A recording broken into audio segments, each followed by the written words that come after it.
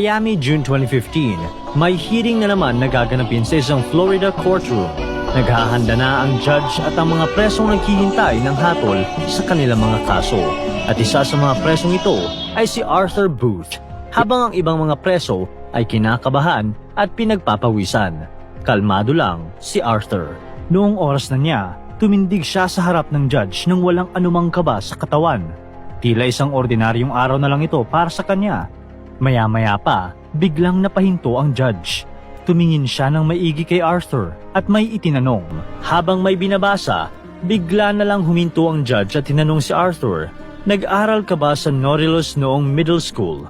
Nagulat si Arthur sa tanong at nang tiningnan niya ng maigi ang judge, doon lang niya na-realize na ang kaharap niya ay ang dati pala niyang classmate at kaibigan na si Mindy. Isa na siyang circuit judge ngayon. Dito na nagsimulang umiyak si Arthur.